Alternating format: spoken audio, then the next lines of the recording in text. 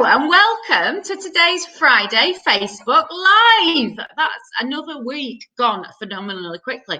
For those of you who are regulars to our Friday Facebook Live, you will know that the Wi-Fi in Bake-Up is notoriously shit. And today it is raining, so the Wi-Fi in Bake-Up will be even more shit than it normally is. So I apologise if we're all out of time and out of sync and dropping in and out, but we will do our best to battle on and make it work. So today we are talking about PPC, pay-per-click, Google Ads, lots of different words for essentially the same thing. And we have one PPC expert on the line with us. We have somebody who thinks he's an expert in PPC, and we have me who knows very little about PPC. I've done the odd bit and I've dabbled, so I'm mainly here to ask the questions and provide the oversharing. So first things first, we'll do introductions. Anneka, who are you? I'm Anneka. I'm from Anneka Burett Digital. Nice catchy title. Recently set up on my own after 9 years in the corporate world, working in PPC, paid search and paid social.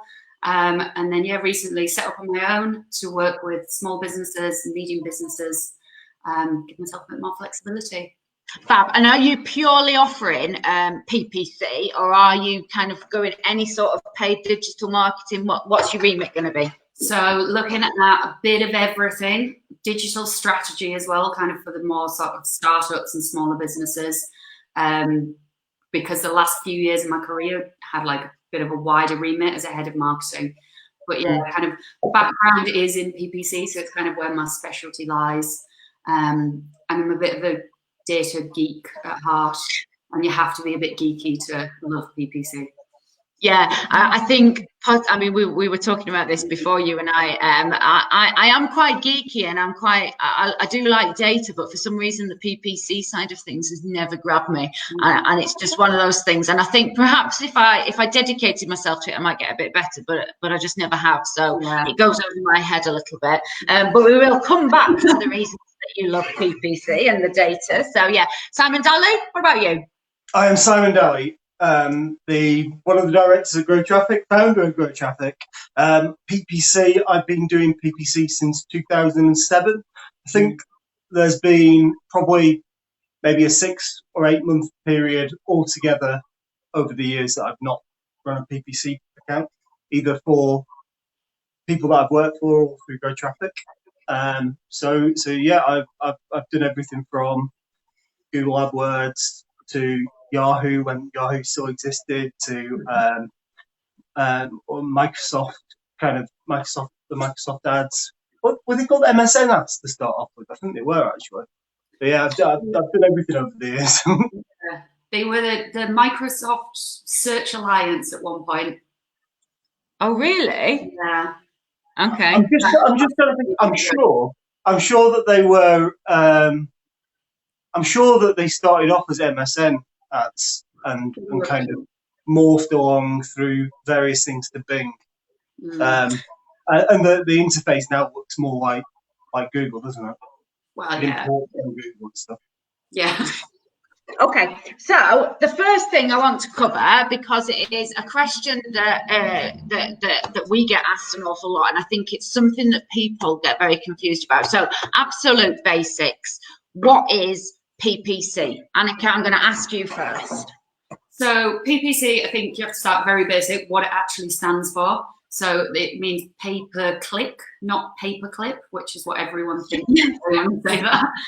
So pay-per-click, and that is basically, it is the pricing model. It's how you pay for your advertising. So you are only paying, whether you're paying Google or Bing or Facebook, you're paying when someone clicks on your ad.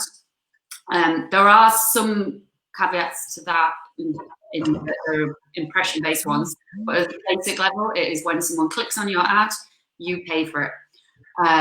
And you set your bid. Essentially, it's an auction, so you set your bid at what you're willing to pay.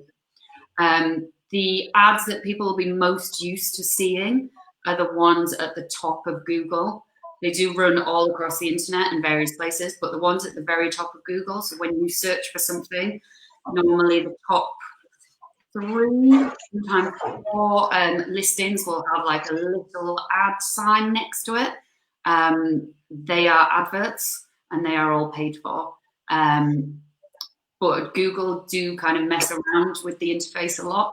Obviously, they kind of don't want people to know that it's adverts they're clicking on, because people don't trust adverts. So they are changing it a lot. So it's kind of, it always looks a bit different. But yeah, essentially it's the adverts at the top of Google. Yeah, brilliant. Do you want to add anything to that explanation, Dalley?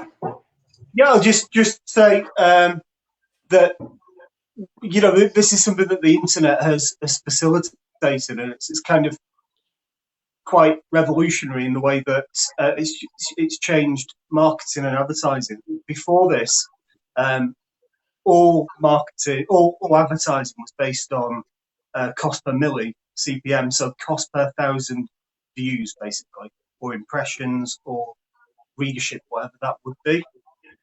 So it really has changed the way that we market ourselves, and it's enabled us to market things in a much more targeted and strategic way, where before it was much more scattershot. In, you know, you would try and be targeted, but you would be creating an ad that would be viewed by thousands of people, potentially, in the knowledge that a very, very, very tiny percentage would be actively looking for the thing that you're advertising to them.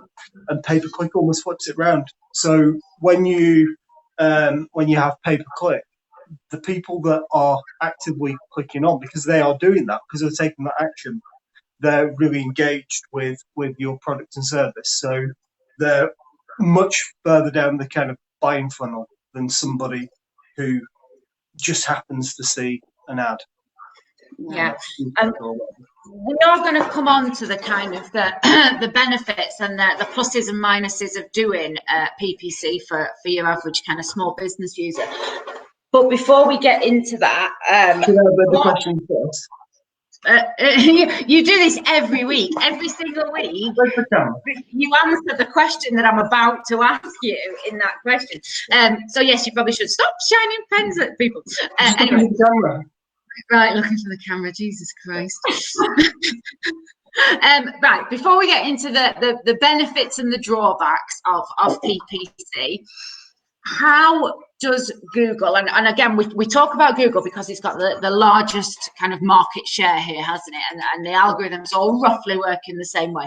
So what are they looking for in the way that they rank PPC? Because you said, Anneka, that, you know, it's an auction system, but it isn't purely who's going to bid the most money, is it? So how does it work?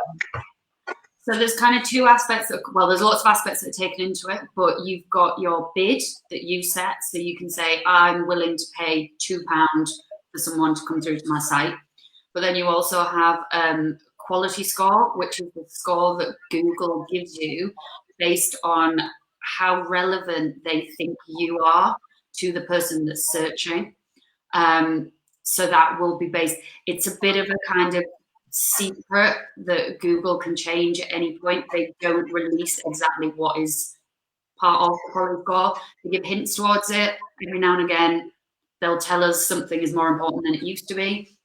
The big one right now is site speed, which a few years ago wasn't a massive part of it, apparently. Now site speed's a big thing. So it's things like site speed. It's your advert copy. If you are bidding on a keyword, so like say you put in your keywords that you want to bid on. If you're bidding on a keyword and then your advert doesn't mention that keyword at all, Google thinks you're not very relevant. Same with your landing page, whether the keyword is on the landing page, and a million other things that, like say, Google will prioritize or deprioritize on a daily basis based on what they want. But so you've got your bid and you've got your quality score, and they are kind of added together to give you your ad rank, which is where you will be in those lists. I mean, the thing is, people think that it's very much like when, you know, doing organic SEO, isn't it? And people think there are 1,000,001 ranking factors, and as you say, Google never tell us what they are. But actually, when you look at it in a sort of common sense way, you can see what they're trying to do, and they do genuinely try to democratize it, don't they? So whereas once upon a time it was who's got the most money, as in, you know, who's going to put the biggest bid on is going to win the click, the PPC, aren't they?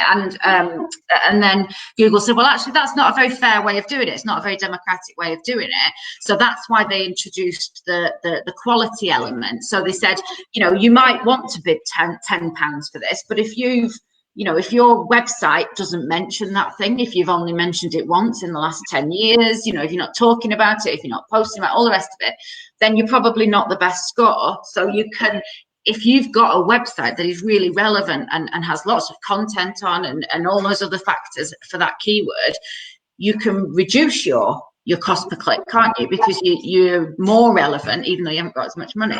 Yeah, and that's exactly it. So the person at the top of the page isn't necessarily paying the most amount of money.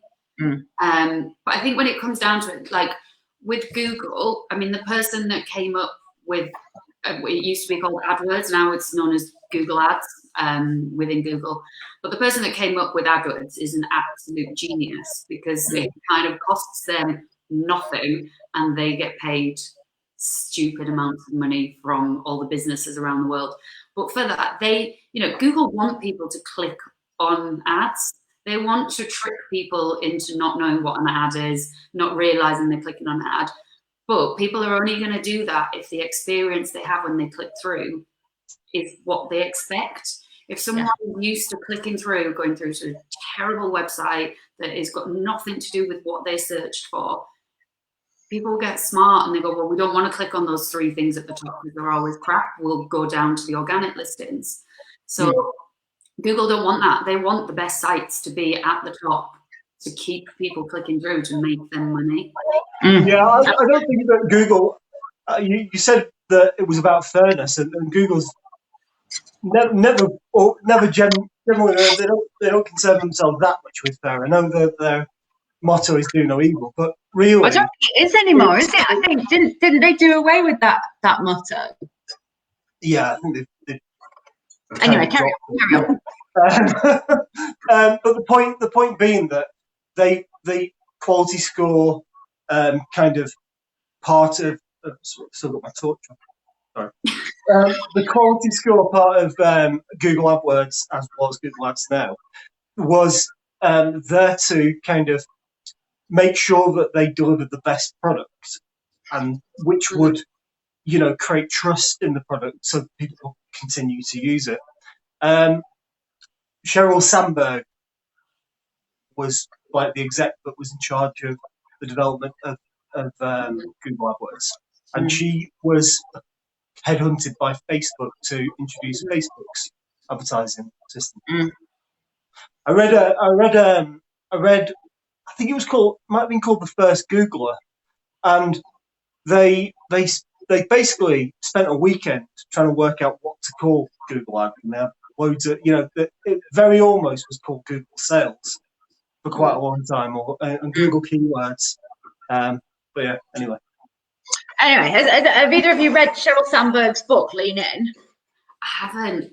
I want to. A list of things to read. It's on your list. Well, get the audio book then. And then you can listen to it whilst you're cleaning your oven. That's a good feminist show.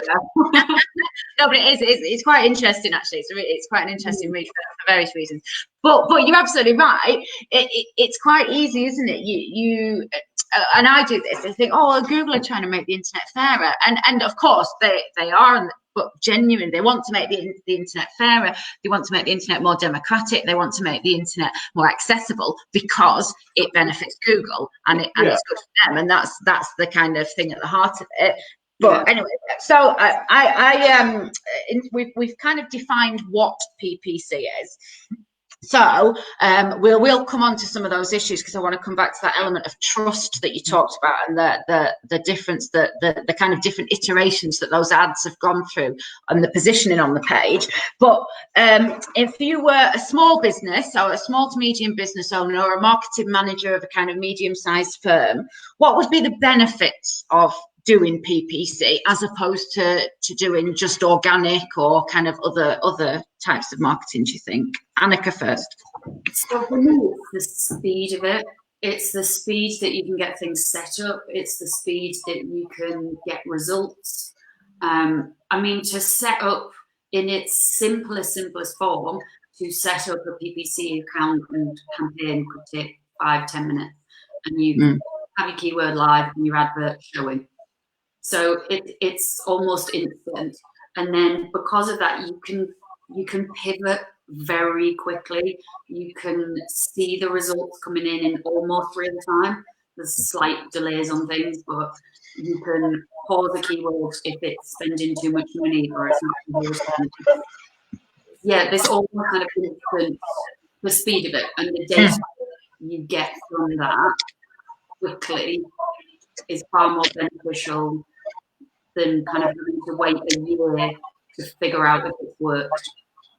Yeah, I think that's one of the kind of key things, because obviously a lot of we are an SEO agency, and we are a white hat organic SEO agency mainly.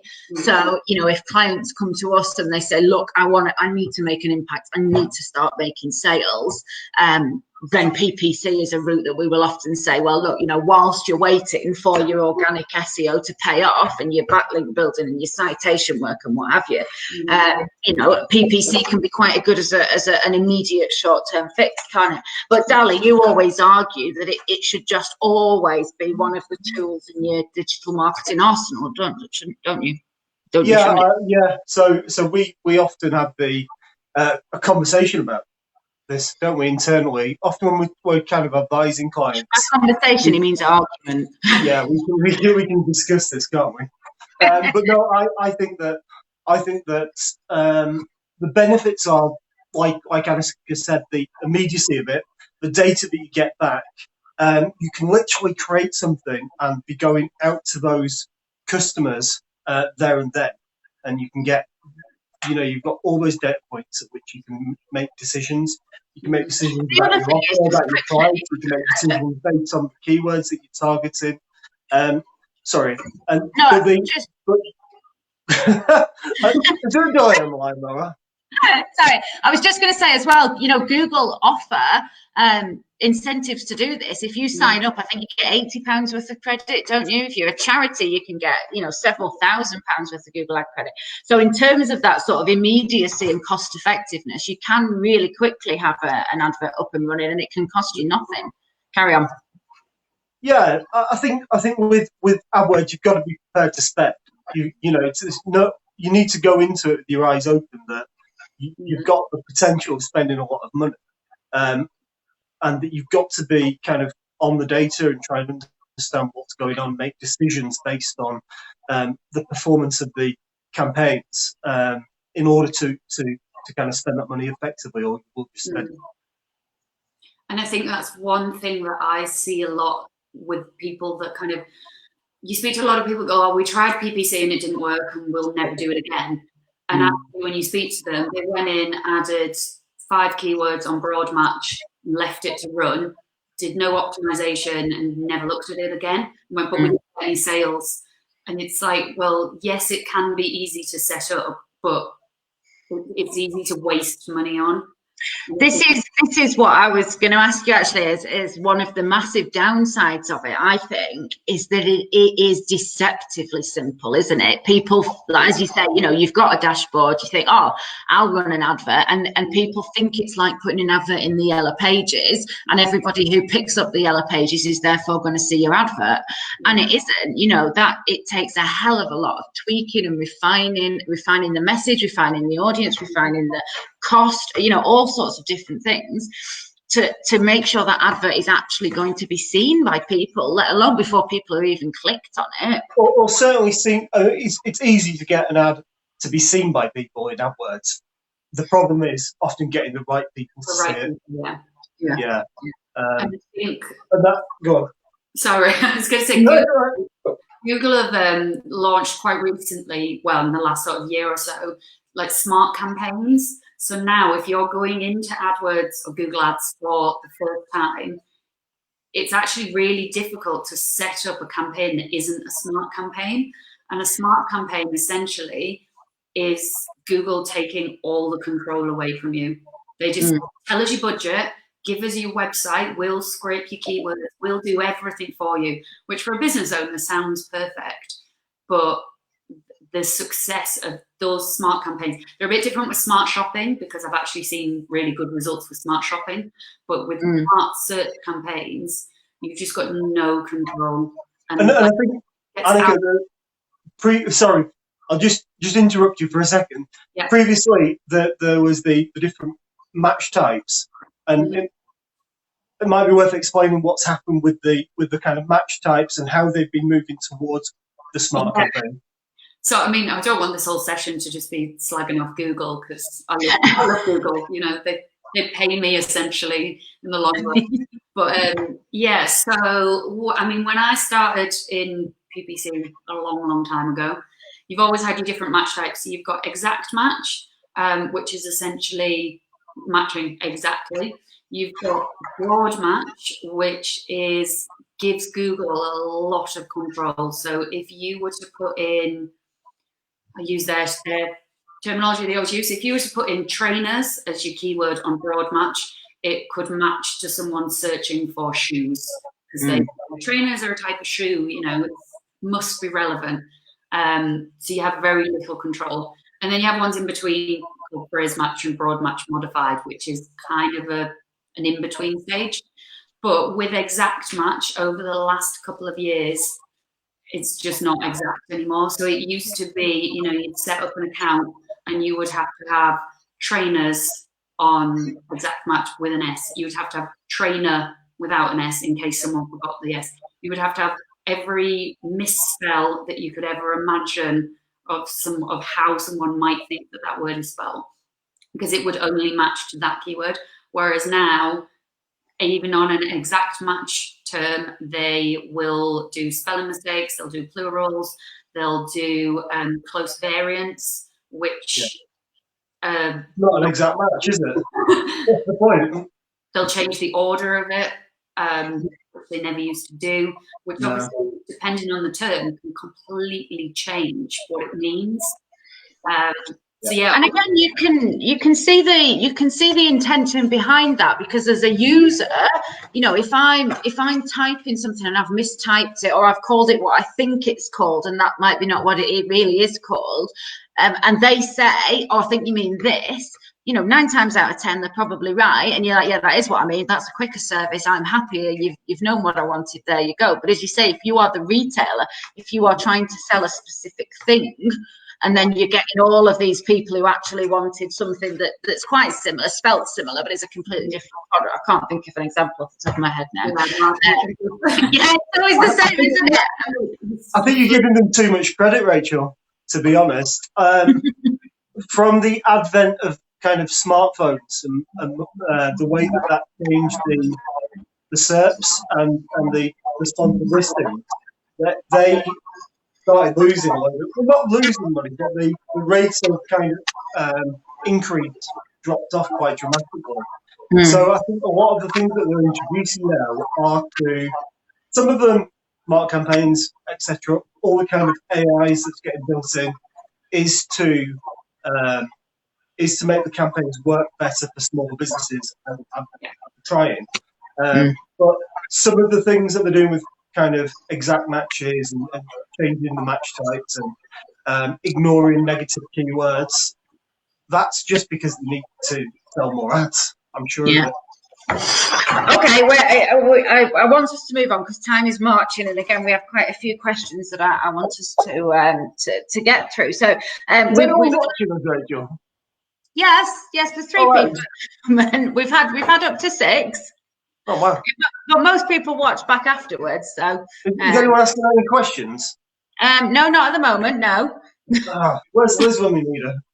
Liz is on a job today, so she's going to watch back later. So hi, Liz, for when you're watching back this afternoon.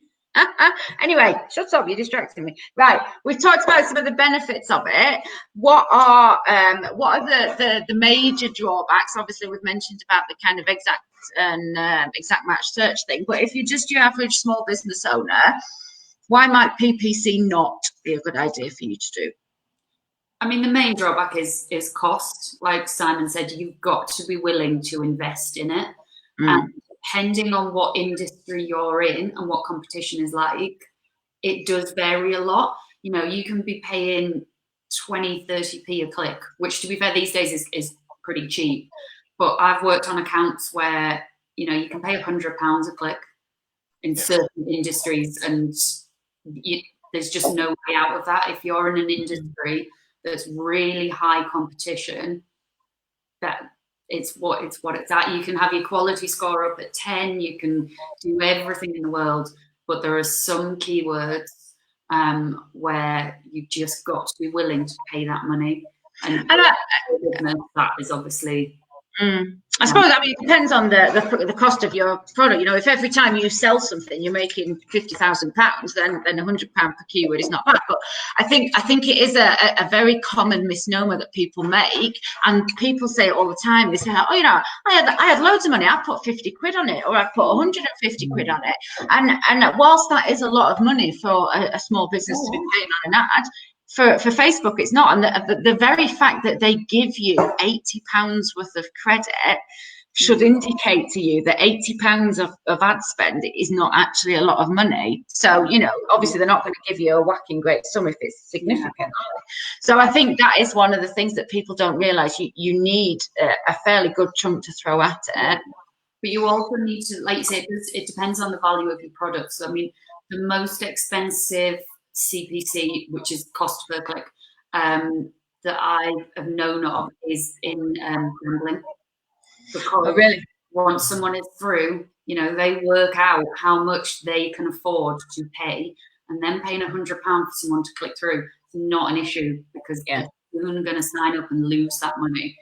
The gambling is the most expensive one I've ever.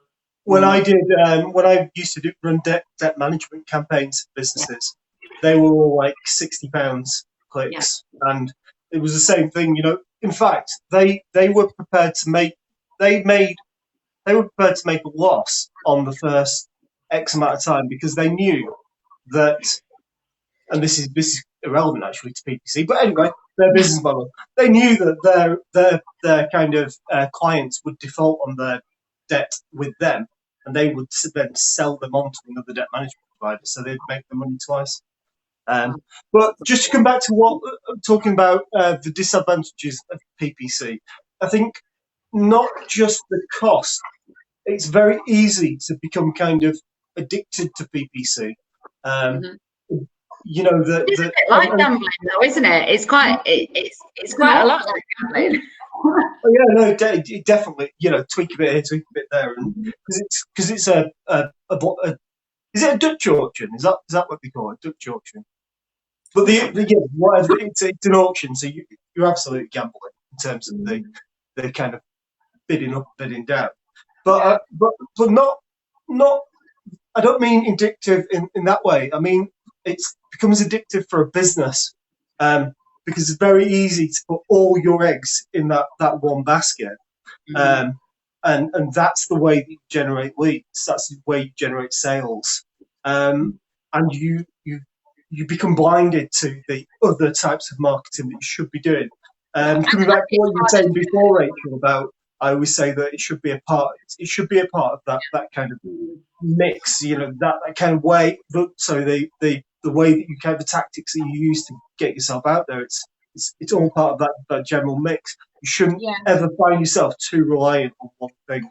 Because once you are reliant on PPC, as you say, as the way you generate your leads online, it's very, very difficult then to wean yourself off that and to start, because that is one of the massive drawbacks of it, isn't it? Is that the minute you stop paying that money, that's dried up. You know, if you were paying the same amount of money into blogging or backlink building or whatever, the benefits of that carry on after you've stopped paying, whereas your PPC, you stop and the stream dries up, doesn't it? Okay, I just want to come back then, whilst we're talking about the drawbacks, to that issue of trust that you mentioned before, Anneka. And it is a massive issue that they've been through. I mean, they say that 60% of people will ignore the ads completely at the top and go to the organics listing. That means 40% don't, but they have gone gone through various iterations as well, purely in terms of the design, haven't they? Now they specify that it is an ad. They put the word ad in front of it, don't they? Whereas they didn't used to before. So, you know, what's your experience of that? Do you find people trust them, mistrust them? I think, to be honest, you don't lack the traffic going through to it. There will be the people out there who don't trust it, but they're not clicking on those ads if they know what they're doing. One thing that's quite interesting is you can, again, we talk about Google all the time because it's the market share, but Bing have got the exact same model. And on Bing ads, in pretty much every industry I've worked on, the conversion rate has been higher on Bing than it has on Google. And we often put that down to, in general, massive generalization, but people who are using Bing as a search tool probably aren't as tech savvy and probably aren't as aware that they've clicked on an ad. I know that's a massive generalization. There will be people out there. It's interesting, yeah. But in general on Bing, they don't really realize it's an ad, so they click through and go, yeah, that's what I searched for, I'll buy from this, or I'll sign up for that or whatever. Whereas I think on Google, people are a little bit more savvy. I mean, people like, such as myself, if I'm searching for anything, I will still click on ads, but I'll go through and open every ad in a new tab and compare them all.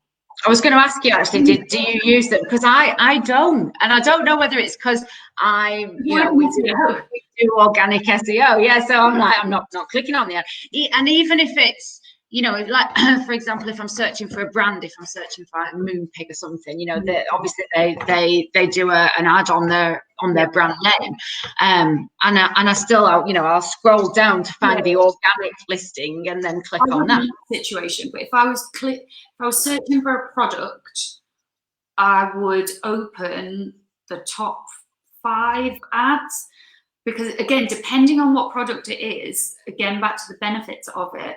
Sometimes you're going to get smaller independent retailers who have pushed all their money into PPC for a bit of a quick win because they haven't got the 5 years historical to get to the top of the organic listings. But if I want a sequin dress or something, they might, you know, that their products are just as good. So I think it opens up that marketplace to people that, you know, the organic listings for women's clothing, you're going to just have your ASOS, your Boohoo, your Misguided, like your big players. So, I don't know, it just opens up to smaller people sometimes. What is the difference then between, and we have mentioned both so far, but just for clarity, between PPC and Google Shopping? Just the look of it. It's a form of PPC, isn't it? It is a form of PPC, yeah. And it's all managed through Google Ads. Yeah. Do they do those two things entirely separately? So, for example, if they are, you know, if they've put if they're doing PPC campaign on a green sequin dress, do they also have to do a Google Shopping campaign for the green sequin dress? Yeah. It's just a different type. So the way shopping works is you have a feed from your website, or a feed. You have a feed from your website, feeds into Google Merchant Center, which feeds into Google AdWords. And then you have, I don't know if you remember when was the last time you looked in a Google AdWords account, Rachel? Oh, well, it was before you came back, and you've been working with GrowTraffic full time for about 2.5 years, haven't you? So 2.5 years ago. So if you think that you'd have your display campaigns and your search campaigns, you just have another one that's like shopping campaigns or whatever it is. Yeah, that's kind of how it is. You've on top of that as well now got YouTube, so they're called TrueView ads, but they're run from within Google Ads as well.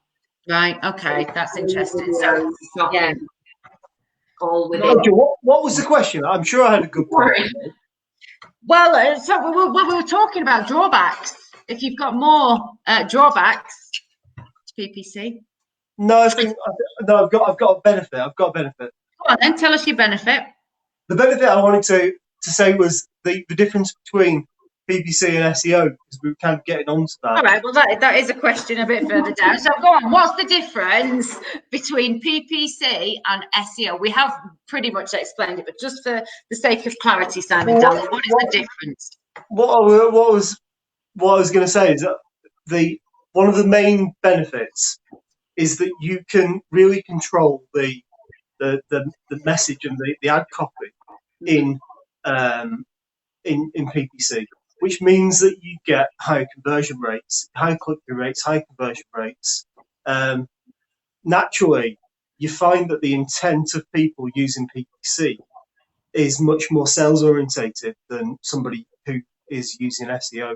So with SEO, you need to get more people clicking. By and large, obviously there's listings that are exceptions to this, but by and large, you need more people clicking on things for SEO than you do for PPC because they've already gone through a bit of a sales process. They've been kind of qualified by that point. Well, yeah, Anneka did say this, isn't it? But, again, when you think about it, it's obvious. But when somebody is searching on Google for a thing, they are doing a very general, broad search, aren't they? And they're generally, again, coming back to that marketing funnel, they're right at the top. They know they've got a problem, but they don't know there's a solution. They don't know you sell it. They don't know where to find it, all the rest of it.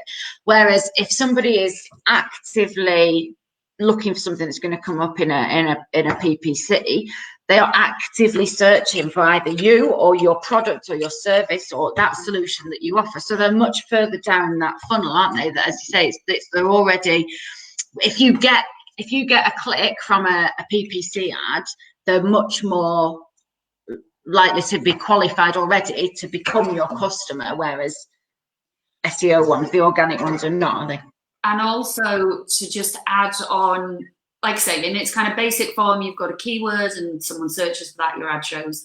But there's so many other levels of complexity that you can add on, including audiences. So you can change your bid based on how if someone falls into an audience. So that could be, I don't know, if someone is aged between 18 and 25, you can go, right, well, I'm willing to pay double the amount for that person because that is our target range. Or I don't want to bid on anyone that isn't in that age range. So you can make it really specific.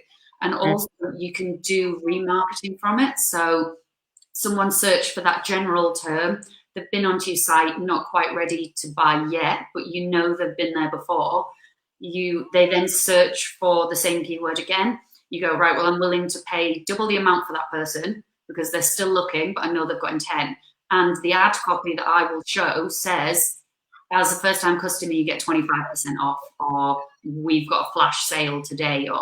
So you can really tailor that to what they've previously searched for, what they've done. And you can do the same if someone's a repeat customer. If you know that someone will rebuy, then you can make those changes.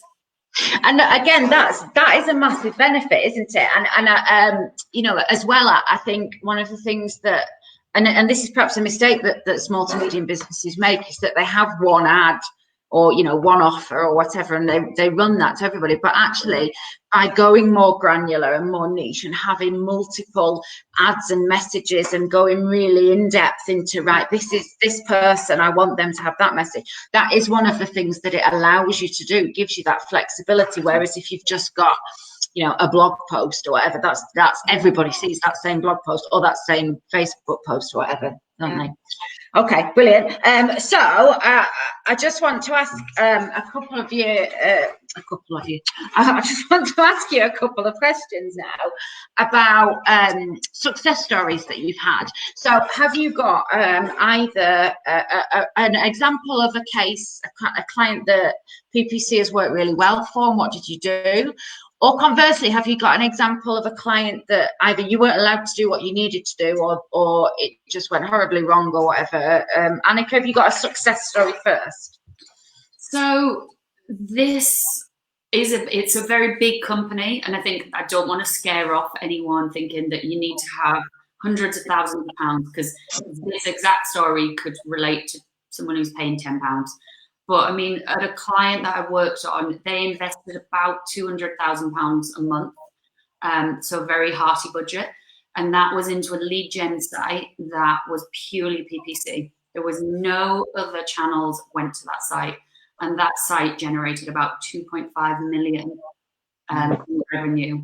So this is where as Simon said, PPC should be part of a bigger mix, but sometimes I think people fall into it because it's so easy to track, particularly in that case. You go, well, that's my money in, that's my money out, there's my ROI, that's brilliant, we're going to stick with that. Whereas, you know, long term, actually, we should have been doing more SEO and been getting traffic to it organically. But I think that just shows kind of the impact it can have, and that is on all scales. But within that client, originally their cost per lead was about £140, and then through testing, we just run constant testing, different ad copy to see what people click through on, landing page copy tests, like constantly. We never have an account that isn't running a live test of that size. That cost per lead went down from 140 down to £90. And CPC didn't really change that much, but we were getting through more qualified traffic. Have you got any, Dalley, any kind of flying success stories that you've done? Yeah, so I was talking about debt management before. So one of them that stands out to me, they were spending about £90,000 a month.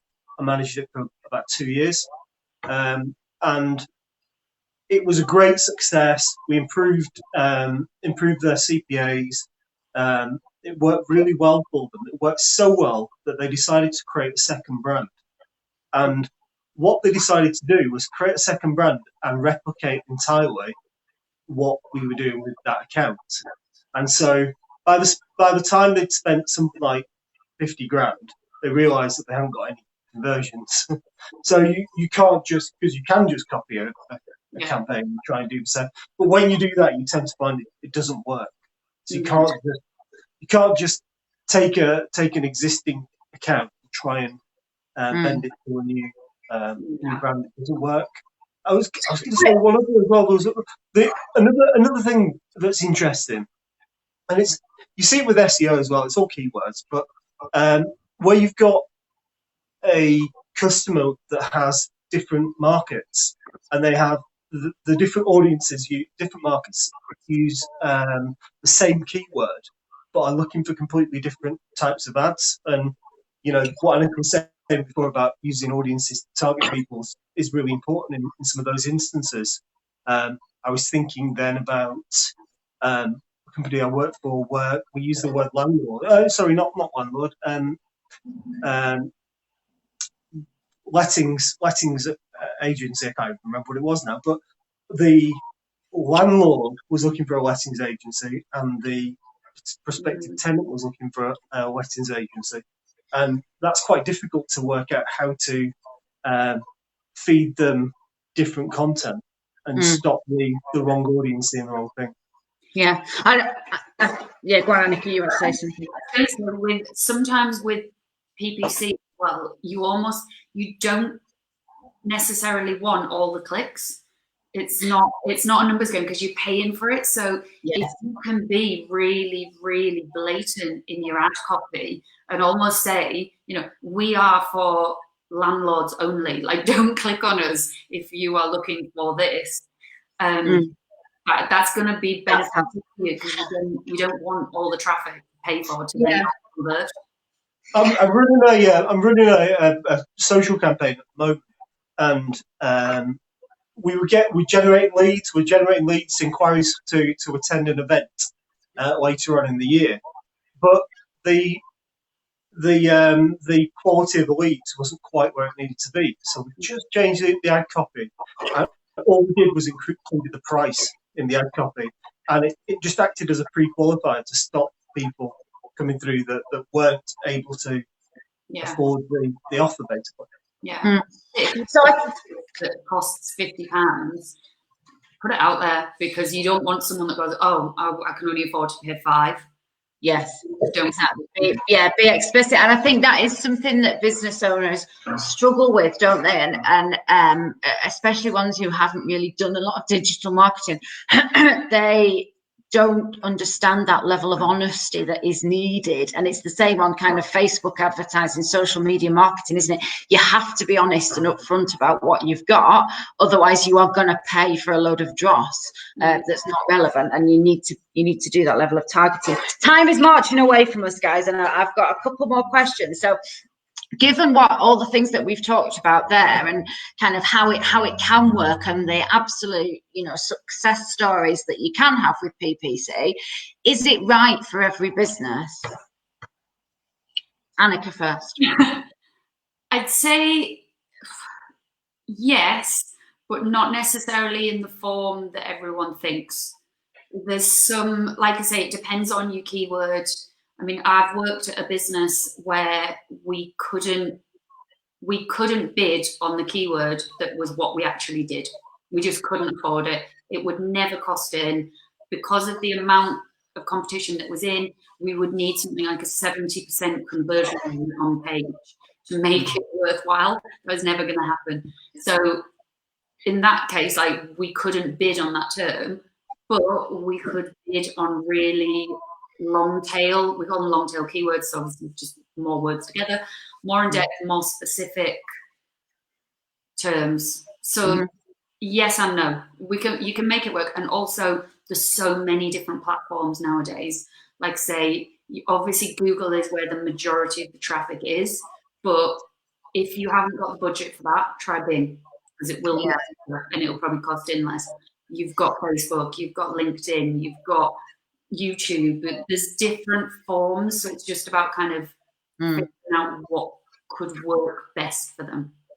And we are going to do a future session on paid social media marketing. So we'll have to come back and talk to us about that when I get around to scheduling that in.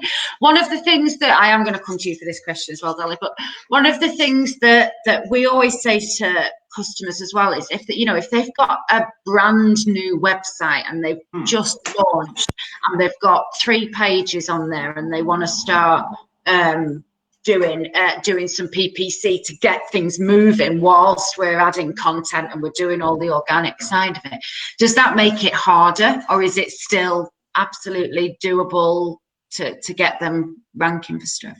So depending on what the product is, the kind of majority of accounts that I've worked on recently, you tend to do landing pages anyway. So they don't really need the site. So we've run things on like unbounce pages. And just for those who aren't, who aren't really familiar with that, that is creating a specific landing page that looks like your website and that you direct traffic to specifically. Yeah, so it depends on, again, it depends on the term and it depends on the intent. But if you're on a really high intent keyword where essentially you want that person to fill out that form or purchase or bugger off, you're not bothered about whether they remember the brand or if they browse, or putting them through to one page that's really clear. It's got a big button at the top that says, do what I want you to do. And again, it comes back to ad copy as well, like be clear in the ad copy. If you want someone to phone you, put in phone us today, speak to us today, fill out this form. So yeah, you do essentially. I mean, that's basic for everything. We're constantly saying that. It always amazes me how many websites that you land on, and you're like, right, and then they say we take in every eventuality to find the perfect bespoke solution, and you're like, for what? Who to do what? What are you on about? What are you selling? What do you want me to do? But yeah, especially with like landing pages and as you say, ad copy is back to that. Be specific, be upfront, be honest. What do you want from me? Tell me right now, and then I can do it. Dalley, what would you say to that then? In terms of is it relevant for every business? Have you encountered a business that it isn't good for, isn't right for, doesn't work for? Yeah, first of all, can you hear me properly? Okay. Yeah. Yeah, is that okay? Yeah, we've watched you spend the last 5 minutes like just waving at your screen, but yeah, we can hear and see you. Carry on. No, my volume's turned right down for some reason. I don't know why. Is it right for every business? Yes and no. I mean, I always try and advise businesses that they should spend money on advertising and marketing in general that they can afford to lose. and quite often businesses approach advertising in general with an air of desperation. You know, it has to work. Yeah. And sometimes for those businesses, it can be, it is right, but don't just jump in. Otherwise, you know, you risk losing the money that you can't afford to lose. Also, I think generally, I would say for most businesses, it's a necessary evil that you've got to do a bit of PPC, whether that's everything from protecting your brand through to acquiring customers that you in ways that you would never be able to quite make happen organically, perhaps because there's massive competitors in the the organic space, and we all know that in organic brand counts. So you know, lots of small businesses have to advertise, they have to use things like PPC. Okay. So your advice essentially is just always, if you can afford it, always have it as part of your marketing mix. If you were advising, you know, a small to medium business, so if we think about kind of the vast majority of our customers, they've got between kind of £500 to £5,000 per month to be spending on this sort of thing, your average SME business. So what percentage of that, as a general finger in the air rule of thumb, would you be saying is reasonable to spend on PPC, so that they've either not got all their eggs in one basket, but also aren't pissing in the wind with an amount that's going to get them nowhere?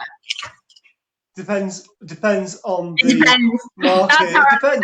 Depends on the market. Depends on what they need to achieve.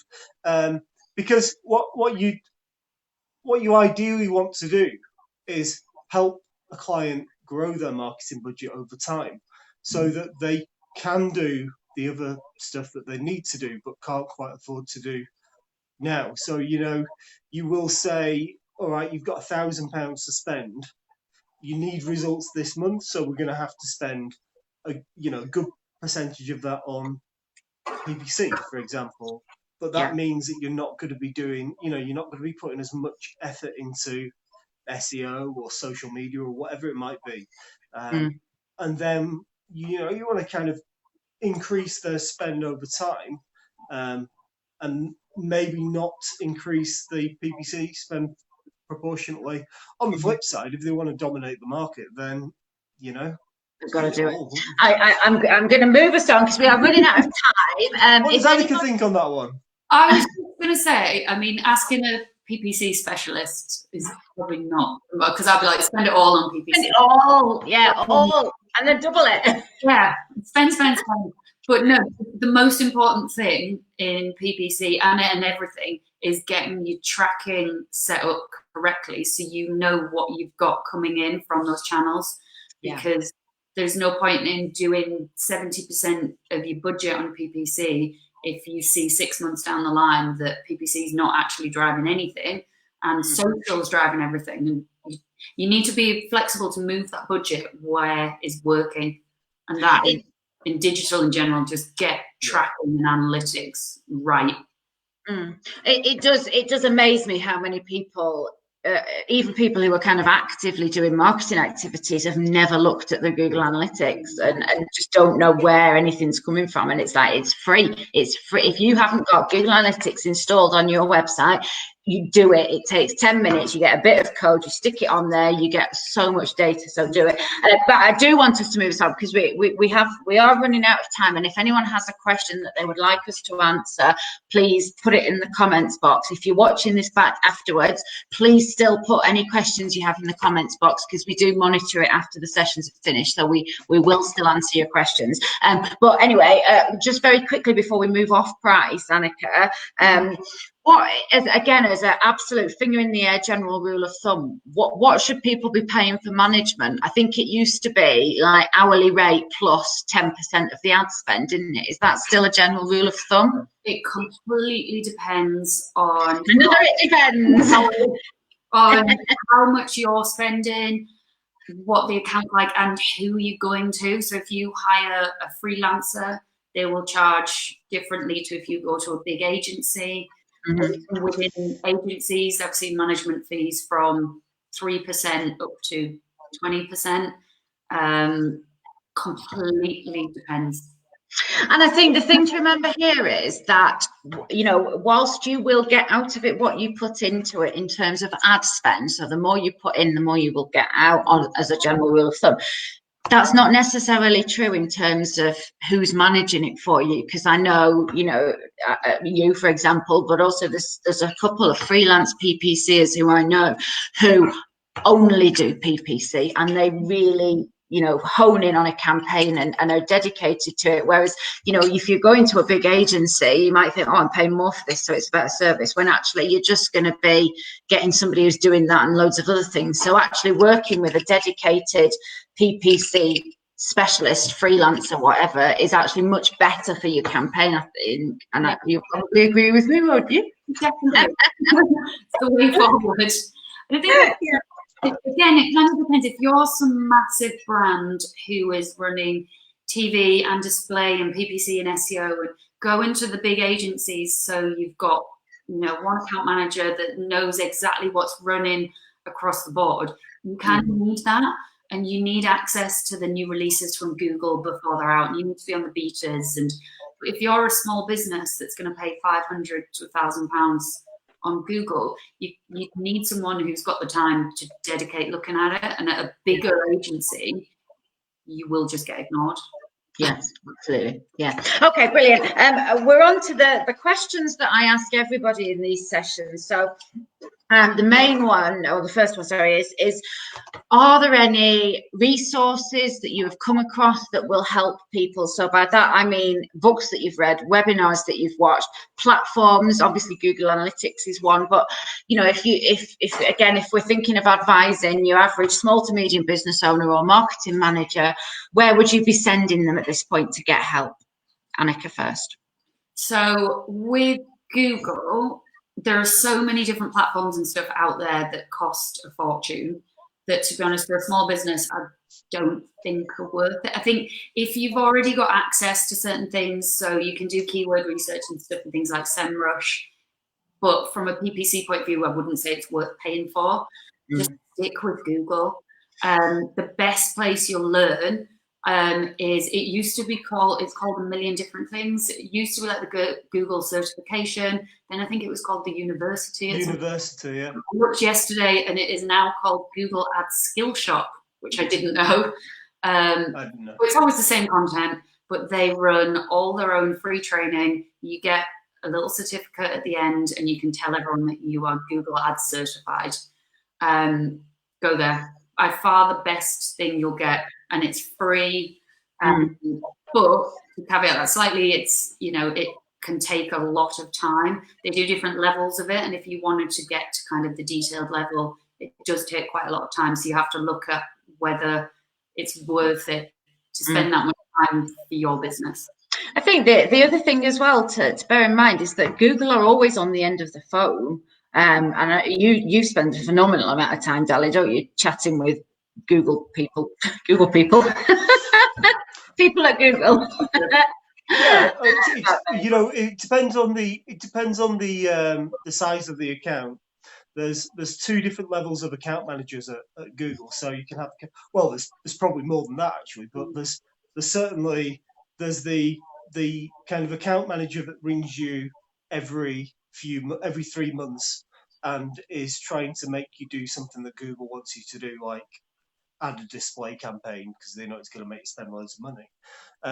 And then once you get to a certain level, you get a dedicated account manager who checks in with you however often you need, really. We're running out of time, Dalley. About how you can improve the account or start to look into any problems that you might have that you can't solve yourself. Yeah. Stop talking about that now, because we're running out of time. Have you got any other places any other resources that you would recommend? Quickly, very quickly. Are you talking to me now? Yes, you, yes. I've not started yet. Well, that's what I mean. Hurry up. It's Oh, right, nearly okay. 12. We're running No, out of time. I agree with Anneka. Get on, get qualified with Google. It's a long time since I paid £50 to get my whatever that was, about 10 years ago. But there's it depends whether you're getting serious into PPC or whether you're just a kind of business owner as well. The other thing that I'd say is possibly look at things like Google Ads scripts. There's you can start, there's ways that you can add bits of code, add bits of scripts to Google Ads to make it do things specific to you. Okay. And also, obviously, there's, as we've already mentioned, Google Analytics and there's Google Search Console. We are running out of time, so I'm going to shut you up and round us up, I'm afraid. I always do one top tip. I'm going to go, Simon Dalley, I want one sentence from you. If you are advising business owners or marketing managers about PPC, what would your main top tip be? One sentence, quickly. I'd advise them to do it. I'd advise them to get started. I'd advise them not to make too many changes, to make changes and then leave it and try and work out what the impact has been. Because if you make too many changes, you can't go back. Okay, brilliant. Thank you. Anneka, what's your top tip?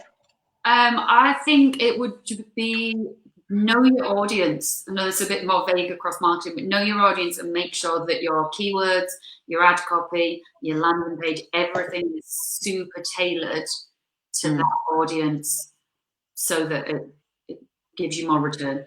Yeah, I would say get help. Get help from a professional, because it can be very confusing. And as Anneka said right at the beginning, you can do it and piss a load of money up the wall, and then you will say that PPC doesn't work and you will never go back to it, and you will advise all your friends not to do it. Whereas just getting a little bit of advice at the beginning, even if it's just someone pointing you in the right direction, can make it much more profitable, because it does work and it will get you an ROI. It just needs to be done properly.